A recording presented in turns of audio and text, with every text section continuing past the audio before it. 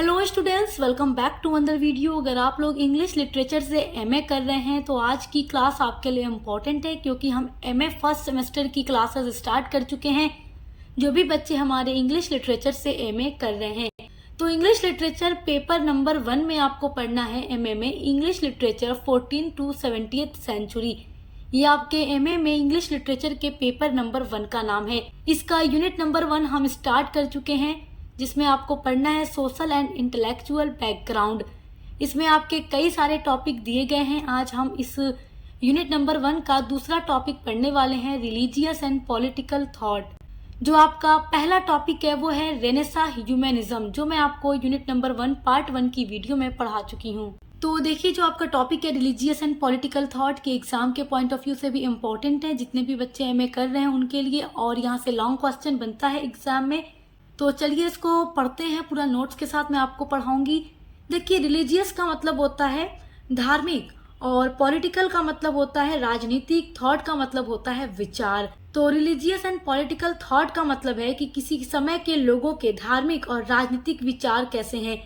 ये समझना जरूरी है कि उस समय लोग धर्म, राजा, सरकार, अधिनियम और समाज के बारे में क्या सोचते थे। यानी कि 14th सेंचुरी से लेकर 70th सेंचुरी, यही तो आपके पेपर का नाम है। तो उस टाइम के लोग समाज के बारे में, राजनीति के बारे में, सरकार के बारे में, धर्म के बारे में क्या सोचते थे, इसके बारे में आज हम आपको पढ़ाने वाले हैं। क्योंकि इन सभी का जो इफेक्ट था वो लिटरेचर पर पड़ता है। आप इंग्लिश लिटरेचर पर रिलीजियस एंड पॉलिटिकल थॉट के इफेक्ट देखेंगे, तभी तो आप अपने इंग्लिश लिटरेचर के टॉपिक में रिलीजियस एंड पॉलिटिकल थॉट को आज पढ़ने वाले हैं, क्योंकि इसका प्रभाव पड़ता है। सबसे पहले हम रिलीजियस एंड पॉलिटिकल थॉट का इंट्रोडक्शन देखेंगे, जो कि एग्जाम में आप लिखेंगे तो आपको नंबर अच्छा मिलेगा। जब भी एग्जाम में आंसर लिखें, इंट्रोडक्शन से ही शुरुआत करें। The 14th to 70th centuries were a time of great change in Europe. देखिए, 14वीं शताब्दी से लेकर 17वीं शताब्दी तक का जो टाइम था, बहुत ही ग्रेट चेंज हुआ यूरोप में। यानी कि यूरोप में काफी ज्यादा चेंजेस 14वीं शताब्दी से लेकर 17वीं शताब्दी तक हुआ। तो 14 से 70th सेंचुरी का समय यूरोप में बड़े परिवर्तनों का काल था। People's ideas about religion, politics, education and society change rapidly. People's यानी लोगों के जो आइडियाज थे, जो थॉट थे, जो विचार थे, रिलीजियस यानी धर्म के बारे में, पॉलिटिक्स यानी राजनीति के बारे में, एजुकेशन यानी शिक्षा के बारे में, सोसाइटी यानी समाज के बारे में, वो चेंज होते हैं, बदलते हैं रैपिडली, बहुत ही तेजी से। The changes greatly influenced English literature and writers such as Geoffrey Chaucer, Edmund Spenser, William Shakespeare, Francis Bacon, John Donne and John Milton। देखिए, ये सारे जो परिवर्तन हुए धर्म, राजनीति, शिक्षा और समाज के क्षेत्र में, इन सभी परिवर्तनों का जो प्रभाव था वो इंग्लिश लिटरेचर पर पड़ता है। देखिए, आप ये बात जानते हैं कि यूरोप में जो रेनेसा होता है वो 14th सेंचुरी में होता है, और जो 14th सेंचुरी में रेनेसा इटली से शुरू होता है और पूरे यूरोप में फैलता है, तो वो यूरोप में एक बदलाव का काल था, एक ऐसा मूवमेंट था जिससे यूरोप में काफी ज्यादा ग्रेट चेंजेस आते हैं। तो वही टाइम आप अपने इस टॉपिक में पढ़ने वाले हैं, क्योंकि जब रेनेसा होता है तो रिलीजियस और पॉलिटिकल थॉट जो है लोगों के, वो बदलने लगते हैं। पहले हर एक चीज धार्मिक आधार पर, रिलीजियस आधार पर समझी जाती थी। हर एक चीज के पीछे जो रीजन होता था वो लोग रिलीजियस मानते थे। लेकिन फिर लोगों ने साइंस और फैक्ट के आधार पर सोचना शुरू किया, अंधविश्वासों को पीछे छोड़ दिया। एजुकेशन के फील्ड में हर एक सब्जेक्ट को पढ़ना लोग शुरू करते हैं। पॉलिटिक्स थॉट लोगों के चेंज होते हैं। हर एक चीज में लोगों के विचार बदल जाते हैं, और इन सभी विचारों का जो प्रभाव था इंग्लिश लिटरेचर पर पड़ता है। और आप उसके बाद बहुत सारे ग्रेट इंग्लिश लिटरेचर के राइटर देखते हैं और पढ़ते भी हैं इंग्लिश लिटरेचर में। जेफरी चौसर के बारे में आप बीए जब कर रहे थे तभी मैं इंग्लिश लिटरेचर में इन सभी राइटर्स के बारे में आपको पढ़ा चुकी हूँ। एडमंड स्पेंसर का नाम आपने सुना है, इनका भी पढ़ा है। विलियम शेक्सपियर जो कि इंग्लिश लिटरेचर के ग्रेट राइटर हैं। फ्रांसिस बेकन जो कि इंग्लिश लिटरेचर के फेमस एसेइस्ट हैं। जॉन डन जो कि मेटाफिजिकल पोएट कहे जाते हैं, एंड जॉन मिल्टन। ये सारे राइटर इंग्लिश लिटरेचर के काफी फेमस राइटर हैं, और इन राइटर्स के अलावा और भी बहुत सारे राइटर्स हैं। मैं सबके बारे में आपको पढ़ा चुकी हूँ। 3 साल के बीए में आपने हर एक चीज बहुत डिटेल में पढ़ी है। आइए सबसे पहले रिलीजियस थॉट के बारे में पढ़ते हैं, यानी धार्मिक विचारों को समझते हैं। Religious thought refers to the beliefs and ideas about God, religion and church, morality and human life. देखिए, जो रिलीजियस विचार हैं वो किस चीज को रिफर करते हैं, किस चीज को बताते हैं? जो बिलीफ है, जो लोगों का विश्वास है, और जो आइडियाज, जो विचार हैं गॉड के बारे में, रिलीजियन यानी धर्म के बारे में, चर्च के बारे में, मोरालिटी के बारे में, नैतिकता के बारे में और ह्यूमन लाइफ मानव जीवन के बारे में। तो रिलीजियस थॉट का मतलब है कि गॉड, चर्च, धर्म, नैतिकता और मानव जीवन के बारे में लोगों की सोच और विश्वास। देखिए, हम यूरोप के रिलीजियस थॉट को पढ़ रहे हैं तो यूरोप में चर्च की जो शक्ति थी वो सबसे ज़्यादा पावरफुल थी। During the middle age the Roman Catholic church was the most powerful institution. जो मिडल एज में, मध्यकाल के दौरान जो रोमन कैथोलिक चर्च था वो सबसे ज़्यादा पावरफुल संस्था थी, इंस्टीट्यूशन था। पोप का राजाओं और आम लोगों पर बहुत ज़्यादा प्रभाव था, क्योंकि उस टाइम चर्च का ये कहना था कि चर्च एक धार्मिक संस्था है, तो इसलिए चाहे राजा ही क्यों ना हो, राजा भी चर्च के नियंत्रण में रहेगा। हर एक चीज पर जो अधिकार होगा वो किसका होगा? वो चर्च का होगा, क्योंकि ये क्या है, एक धार्मिक संस्था है, एक रिलीजियन इंस्टीट्यूशन है। और देखिए, इसी वजह से यूरोप में आपको इस टाइम पर राजा और चर्च के बीच में कॉन्फ्लिक्ट देखने को मिलता है, एक संघर्ष देखने को मिलता है। राजा का कहना है कि वो पावरफुल है क्योंकि वो राजा है, लेकिन चर्च का कहना है कि नहीं, चर्च एक धार्मिक संस्था है जो लोगों को सुख और शांति देती है और मोक्ष प्राप्ति में मदद करती है। तो इसीलिए चर्च का हर एक चीज पर प्रभाव होगा। सबसे पावरफुल जो इंस्टीट्यूशन है वो चर्च है। तो इसीलिए यूरोप में मिडिल एज के टाइम में रोमन कैथोलिक चर्च सबसे ज्यादा पावरफुल था और पोप का ही राजाओं पर और आम लोगों पर सबसे ज्यादा प्रभाव था। धर्म का जो प्रभाव था वो शिक्षा, कानून और सामाजिक जीवन पर भी था और लोगों का विश्वास था कि जो मुक्ति है वो केवल चर्च के माध्यम से ही मिल सकती है, यानी मरने के बाद भी जो सुख प्राप्त होगा वो चर्च से ही मिलेगा, चर्च की वजह से ही मिलेगा। इसीलिए लोग चर्च को ज्यादा इम्पोर्टेंस देते थे। उसके अलावा देखिए, the renaissance and humanism encouraged independent thinking. पुनर्जागरण और मानवतावाद यानी रेनेसां एंड ह्यूमनिज्म के बारे में मैं आपको इसके पहले वाले वीडियो में पढ़ा चुकी हूँ। तो उस टाइम यूरोप में मिडिल ईस्ट में रेनेसां और ह्यूमनिज्म भी काफी ज्यादा जो इंडिपेंडेंट थिंकिंग है वो डेवलप करते हैं। मानवतावाद ने मानव गरिमा, तर्क, शिक्षा और पर्सनालिटी डेवलपमेंट पर बल दिया। विद्वानों ने पुराने धार्मिक विश्वासों और परंपराओं पर प्रश्न उठाना शुरू कर दिया कि ये चीजें जो हैं गलत हैं और हम केवल अंधविश्वासों के हिसाब से जिंदगी नहीं गुजार सकते। तो रेनेसां और ह्यूमनिज्म जब होता है तो लोगों को एक स्वतंत्र माइंड देता है, एक इंडिपेंडेंट थिंकिंग देता है, जिससे लोग धार्मिक अंधविश्वासों पर भरोसा करना छोड़ देते हैं और तर्क और विज्ञान के आधार पर सोचना शुरू करते हैं। तो ये सब जो था 14th सेंचुरी में यूरोप में बहुत बड़ा डेवलपमेंट था। उसके अलावा देखिए, जब रेनेसां हो जाता है तो रेनेसां के बाद आप रिफॉर्मेशन देखते हैं, सुधार देखते हैं।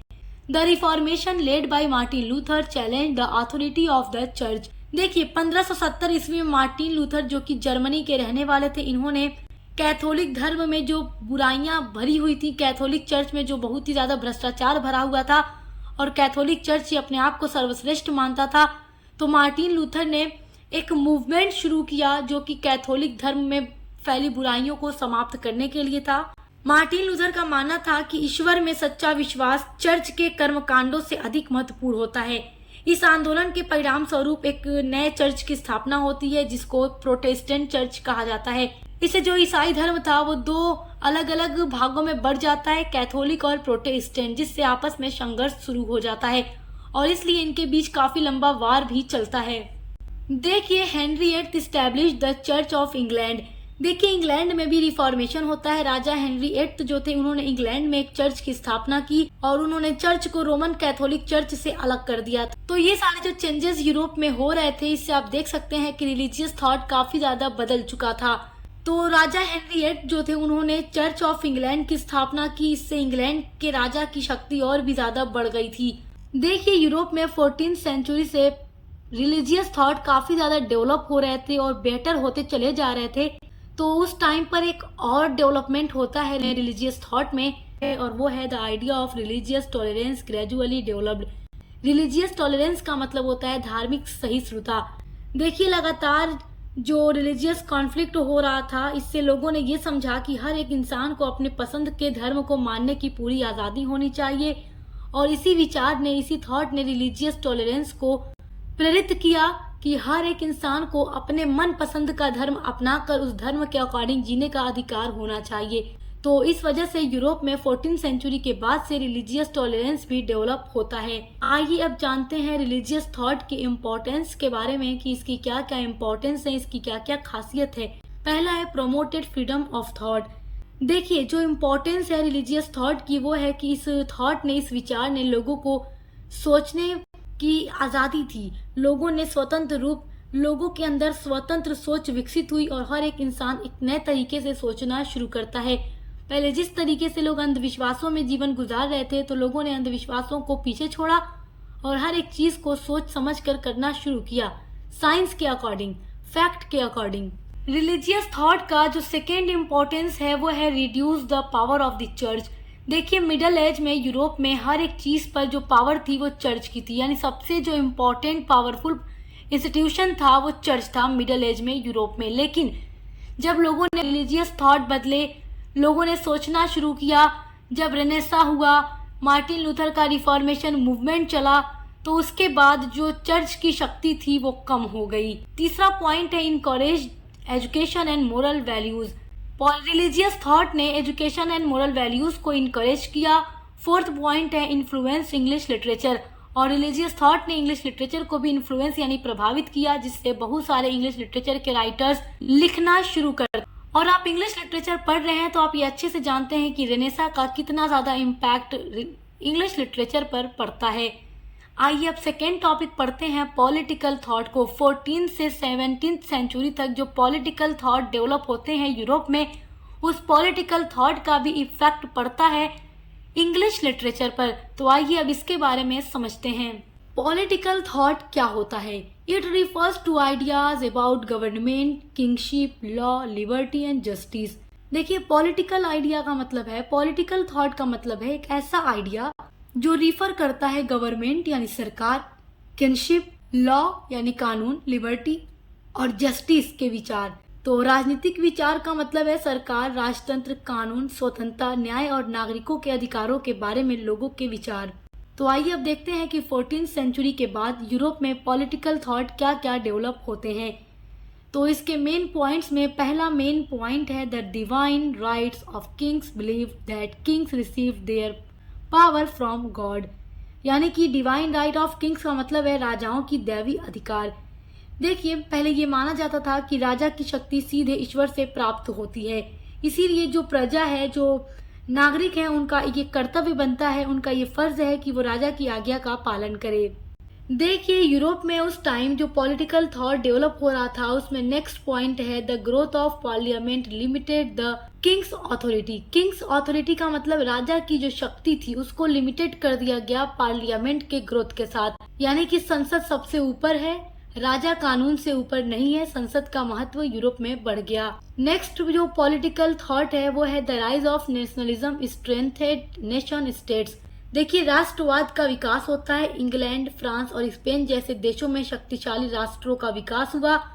लोगों की निष्ठा धीरे धीरे चर्च से हटकर अपने राष्ट्र और राजा के प्रति बढ़ने लगी, जिससे कि चर्च का महत्व कम होता है और पॉलिटिकल थॉट डेवलप होते हैं, नेशनलिज्म का विकास होता है। नेशनलिज्म यानी लोगों के अंदर राष्ट्रवाद की भावना पैदा हो जाती है। यूरोप में जैसे जैसे पॉलिटिकल थॉट डेवलप हो रहे थे, तो उसमें एक ये भी पॉलिटिकल थॉट डेवलप होता है the rule of law stated that everyone including the king must obey the law. यानी कि जो रूल ऑफ लॉ है, जो कानून का नियम है, उस हिसाब से हर कोई कानून की नजर में क्या है, बराबर है। Including the king must obey the law, चाहे राजा हो या नागरिक, सभी को कानून का पालन करना होगा। फिफ्थ जो पॉलिटिकल थॉट डेवलप हुआ वो है ideas of liberty, equality and justice become important. यानी कि लिबर्टी, इक्वालिटी और जस्टिस, इन सभी को इम्पोर्टेंट दिया गया, तो ये विचार भी डेवलप होता है। आइए अब जानते हैं पॉलिटिकल थॉट जब डेवलप हो रहा था और नए नए पॉलिटिकल आइडियाज आते चले जा रहे थे यूरोप में 14th सेंचुरी के बाद, तो उसके इम्पोर्टेंस क्या हैं। देखिए फर्स्ट इम्पोर्टेंस होगा encouraged democracy and constitutional government. यानी कि इन पॉलिटिकल थॉट ने डेमोक्रेसी को इनकरेज किया कि लोकतंत्र होना चाहिए, और कॉन्स्टिट्यूशनल गवर्नमेंट का इनकरेज हुआ, यानी कि जो सरकार है वो संविधान के अकॉर्डिंग शासन करेगी, देश का संविधान होना चाहिए। नेक्स्ट जो इम्पोर्टेंस है वो है promoted justice and freedom. Political thought ने जस्टिस और फ्रीडम को प्रमोट किया। उसके अलावा influence political ideas in English literature, और ये जो पॉलिटिकल आइडियाज हैं वो इंग्लिश लिटरेचर पर अपना प्रभाव डालते हैं। आइए अब जानते हैं कैरेक्टरिस्टिक्स ऑफ इंग्लिश लिटरेचर। जब पॉलिटिकल और रिलीजियस थॉट डेवलप होते हैं यूरोप में 14th सेंचुरी के बाद, तो उसका जो इम्पैक्ट पड़ता है इंग्लिश लिटरेचर पर, तो आइए उसके कैरेक्टरिस्टिक्स को समझते हैं। फर्स्ट पॉइंट है influence of the renaissance and humanism. देखिए, इंग्लिश लिटरेचर पर जो प्रभाव पड़ता है उससे रेनेसां और ह्यूमनिज्म का प्रभाव पड़ता है। और जो इंग्लिश लिटरेचर के राइटर्स थे उन्होंने धार्मिक और राजनीतिक विचारों से प्रभावित होकर अपने कार्यों को लिखना शुरू किया। जैसे आप जेफरी चौसर का नाम देख लें, William Shakespeare, Edmund Spenser, Francis Bacon, इन सभी राइटर्स के ऊपर इसका प्रभाव पड़ता है और वो अपने वर्क्स में, अपने पोएम में, अपने किताबों में ऐसी ही थीम्स शामिल करते हैं। नेक्स्ट जो पॉइंट है वो है growth of drama and poetry. Drama और पोएट्री का उस टाइम डेवलप होता है, ग्रोथ होता है, विकास होता है। थर्ड पॉइंट है development of English language. English language भी डेवलप होती है। नेक्स्ट पॉइंट है interest in human life and emotions. इस टाइम पर इंसानों के जीवन और उनकी इमोशंस में लोगों ने इंटरेस्ट लेना शुरू किया और इंसानों के लाइफ से रिलेटेड भी राइटर्स ने किताबें लिखनी शुरू कर दी। नेक्स्ट पॉइंट है रिलीजियस एंड पॉलिटिकल थीम्स लोगों को मिलती हैं और writers religious and political themes से रिलेटेड लिखना शुरू करते हैं। नेक्स्ट है यूजेस ऑफ क्लासिकल आइडियाज, और राइटर्स ने क्लासिकल आइडियाज को भी अपने वर्क में जगह दी और क्लासिकल आइडियाज को अपने वर्क में जगह देकर लिखना शुरू करते हैं। So my dear students, I hope कि आप रिलीजियस एंड पॉलिटिकल थॉट को बहुत अच्छे से समझ गए होंगे और ये भी समझ गए होंगे कि 14th सेंचुरी के बाद यूरोप में किस तरीके से political and religious thought develop होते हैं और उन सभी का प्रभाव इंग्लिश लिटरेचर पर और इंग्लिश राइटर्स पर पड़ता है। और सभी राइटर्स ने अपने वर्क्स में इन सभी थीम्स को जगह दी। जो उस टाइम हो रहा था, जो चीज़ें बेटर थी, राइटर उसको प्रमोट करते थे, और जो चीज़ें सही नहीं थी, राइटर्स उसको क्रिटिसाइज करते थे, उसकी आलोचना करते थे और उससे रिलेटेड अपने किताबों में लिखा करते थे। तो इन सभी का प्रभाव इंग्लिश लिटरेचर पर पड़ता है, जो आप इंग्लिश लिटरेचर पढ़कर देख चुके हैं। तो इसी तरीके से आपके हर एक टॉपिक पर हम लगातार वीडियोस अपलोड कर रहे हैं, जिनके थ्रू आप अपने एग्जाम की अच्छी तैयारी कर सकते हैं। तो अच्छे से पढ़ाई करते रहिए। Best of luck. अब मिलते हैं अगली वीडियो के साथ।